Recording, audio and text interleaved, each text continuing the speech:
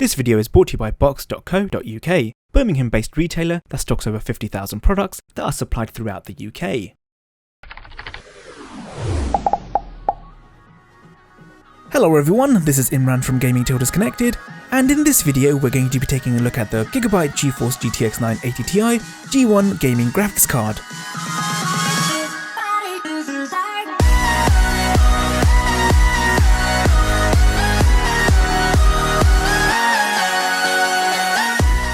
Now, if you're not already following us on Twitter, Instagram and Facebook, then be sure to do so by clicking on the annotations here or in the links in the description, as we put up teasers, behind the scenes videos and pictures before the review itself.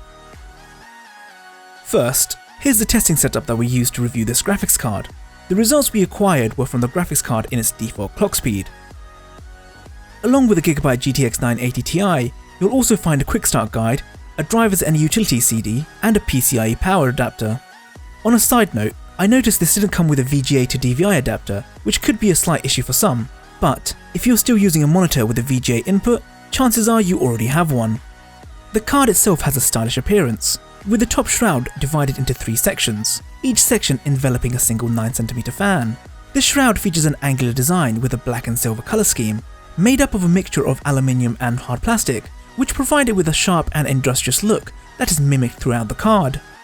Following the shroud to the top edge of the card, you'll find the backlit WindForce branding, which can be illuminated in a variety of colours.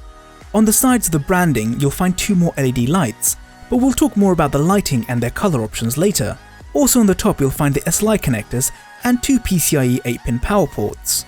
Moving on to the back, we have a fairly stylish aluminium backplate, which drapes over the back edge and somewhat covers the 5 extruding heat pipes. The backplate is largely a smooth flat surface, with the exception of 2 slight grooves and the Gigabyte G1 branding aligned to the right. You'll notice there are stylized cutouts to aid with airflow and reduce the overall weight without compromising the structural integrity, as the card itself is fairly heavy. Gigabyte offer an extra DVI port when compared to their competitors, so you can expect to find 2 dual-link DVI ports, 1 HDMI port, and 3 display ports.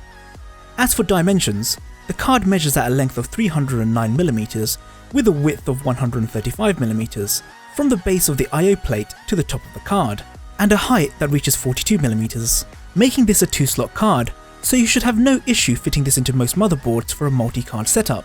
Although with its length, it would be a wise idea to double check that you have enough clearance in your chosen case. Peeking through the fans, you can see the heatsink, which is split into 2 blocks, consisting of fins that are in close proximity of each other and alternating in height. These fins are connected by 5 8mm and 1 6mm composite copper heat pipes.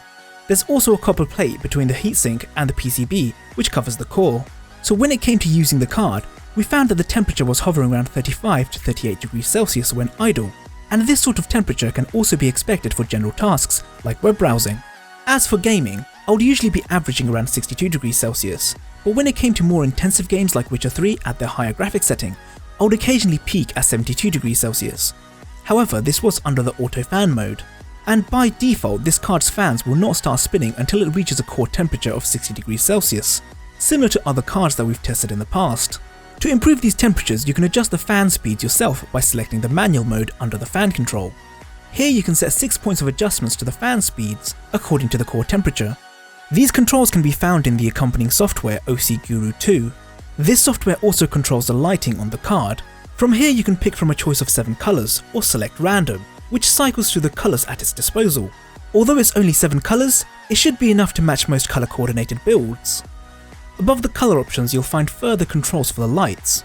With the auto mode, the lighting will react when the fan starts spinning by activating the WindForce light and deactivating the 2 side lights. Under the auto light mode and in conjunction with the auto fan mode, this is a nice visual representation of your core temperature, albeit providing a limited scope of above or below 60 degrees Celsius.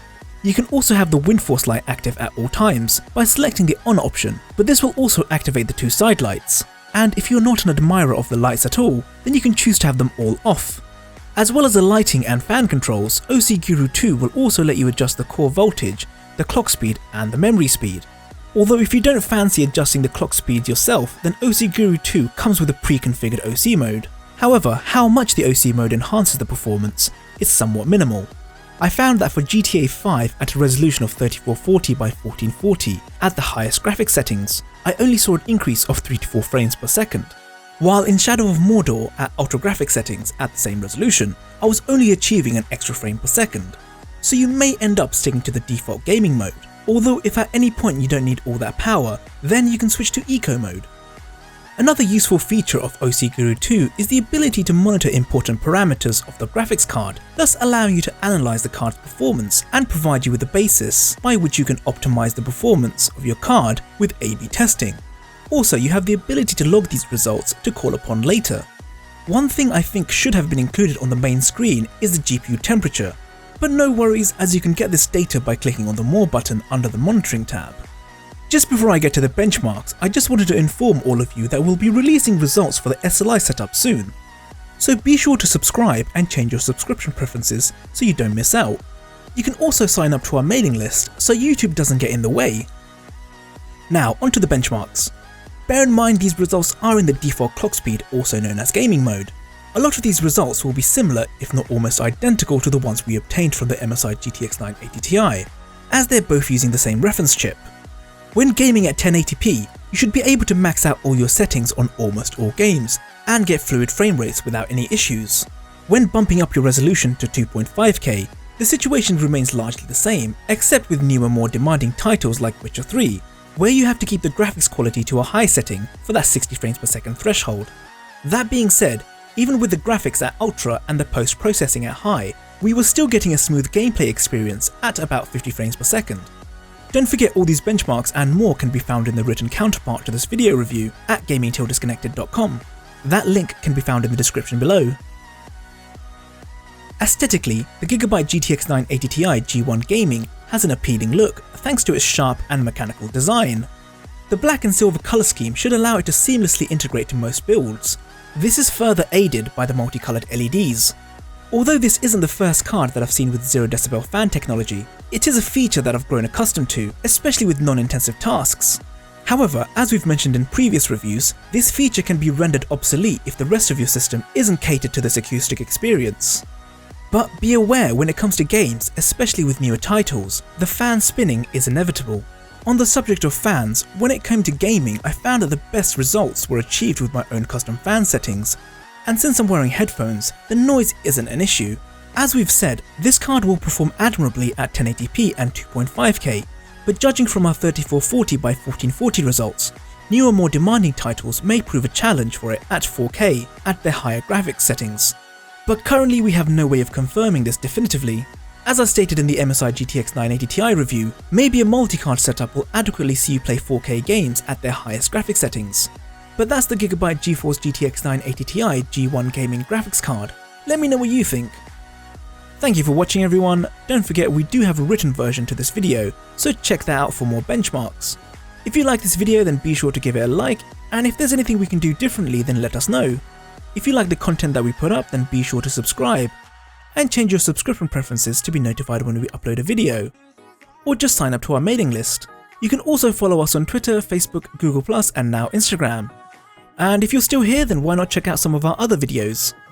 Thanks to box.co.uk for sponsoring this video. If you're in the UK and you want to buy some PC hardware, then check them out.